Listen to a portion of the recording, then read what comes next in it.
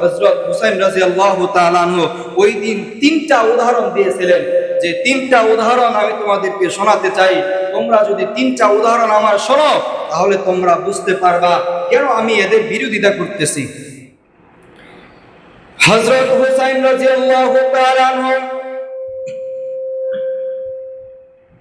মসজিদে চলে আসলেন। আসার পর দেখেন মসজিদ ফিলাপ হয়ে গেছে। হুসাইন রাদিয়াল্লাহু তাআলা আনহু বলেন যে আমি তোমাদেরকে তিনটা প্রশ্নের উত্তর শোনাতে চাই, তিনটা ব্যাখ্যা শোনাতে চাই। হযরত হুসাইন রাদিয়াল্লাহু তাআলা আনহু প্রথম ব্যাখ্যা দিয়েছিলেন। প্রথম ব্যাখ্যা ছিল হযরত ওমর রাদিয়াল্লাহু তাআলা আনহু খলিফাতুল মুসলিমিন, তখন রানিং খলিফা ছিল। রানিং খলিফা অবস্থায় হযরত ওমর রাদিয়াল্লাহু তাআলা আনহু একদিন মাগরিবের নামাজ পড়াইবে। মাগরিবের নামাজের জন্য দাঁড়ায় গেছে, একামত হয়ে যাবে এমন অবস্থা। পিছন থেকে একজন দাঁড়ায় বলতেছে, খলিফাতুল মুসলিমিন ওমর, নামাজে দাঁড়াইবেন না, নামাজে দাঁড়াইবেন না।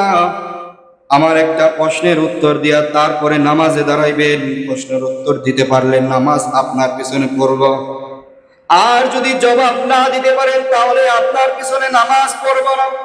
কেমন খলিফা ছিল, কেমন বাচ্চা ছিল। বলতেছে, তোমাকে ধন্যবাদ, জাযাকাল্লাহ, সামনে আসো, কি প্রশ্ন বলো। ওই ব্যক্তি বলতেছে যে ইয়ামান থেকে যে কাপড় আসছে, কাপড়গুলো আপনি সবাইকে আপনি ভাগ বন্টন করে দিয়ে দিছেন। সবার ছোট ছোট জামা হয়েছে, কিন্তু আপনি খলিফাতুল মুসলিমিন ওমর, আপনার জামাটা কেন লম্বা হয়েছে? এটার উত্তর আমরা চাই। আপনি কি আমাদের থেকে বেশি কাপড় নিয়েছেন কিনা? খলিফাতুল মুসলিমিন ওমর রাদিয়াল্লাহু তাআলা ডাক দিয়ে বলেন, এই প্রশ্নের জবাব আমি তোমাকে দিব না, এই প্রশ্নের জবাব আমার ছেলে আব্দুল্লাহ তোমাকে দিবে। আব্দুল্লাহ কোথায় আছো? আব্দুল্লাহ ইয়া লাব্বাইক বলে হাজির হয়ে গেছে। বাবার সামনে হাজির হয়ে গেছে আব্দুল্লাহ। খলিফাতুল মুসলিমিনের ছেলে আব্দুল্লাহ হাজির হয়ে গেছে। হাজির হয়ে হযরত ওমর ফারুক রাদিয়াল্লাহু তাআলা বলেন যে আব্দুল্লাহ, এই জবাবটা তুমি দিয়ে দাও, এই জবাবটা আমি দেব না, তুমি দিয়ে দাও। হযরত আব্দুল্লাহ খলিফাতুল মুসলিমিন ওমরের ছেলে জবাব দিতেছে, আমার বাবা ন্যায় ইনসাফ ভাবে সকলের কাছে ভাগ বন্টন করে কিয়ামত থেকে আসা কাপড়গুলো ভাগ বন্টন করে দিয়েছে। আপনারা যে কাপড় পেয়েছেন ওই কাপড়, ওইটুকু কাপড়ও আমার বাবা পেয়েছে। এই যে আমি আব্দুল্লাহরে দেখতেছেন কাপড়হীন, আমি আব্দুল্লাহ কাপড় বানাই নাই। আমি আমার বাবাকে বললাম, আপনি তো ইমামতি করবেন, ইমামতি করেন, আপনি তো খলিফা, আপনার জামাটা একটু লম্বা হওয়া দরকার। আব্বা, আমার তো অনেক জামা আছে, এই যে আমার জামাটা আপনারে হাদিয়া দিয়ে দিলাম, আপনি আপনার জামা এবং আপনার কাপড় এবং আমার কাপড় মিলাইয়া বড় করে লম্বা করে জামা বানায় না। সুবহানাল্লাহ।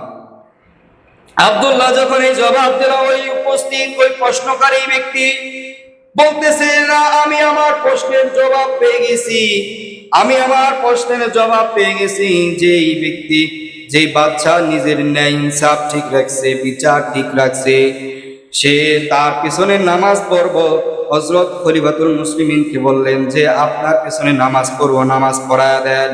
মোহতারাম হাজরিন, এই ঘটনা প্রথম উদাহরণ হযরত হুসাইন রাদিয়াল্লাহু তাআলা দিলেন।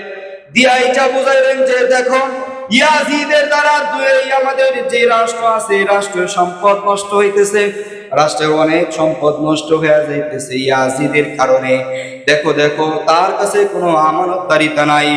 এইভাবে দেখো খলিফাতুল মুসলিমিন ওমর ফারুক রাদিয়াল্লাহু তাআলা কেমন ছিলেন, যে তার কাছে একজন আয়েশা প্রশ্ন করছে কাপড়ের বিষয়ে, কাপড় সমান সমান ভাবে ভাগ করে নিছে। ছেলের কাছ থেকে ছেলের পাওয়া হাদিয়া কাপড় দিয়া লম্বা করে জামা বানায় নিছি। এমন খলিফা যদি থাকে তাহলে রাষ্ট্র সুন্দর হবে, কথা বলেন ঠিক কিনা?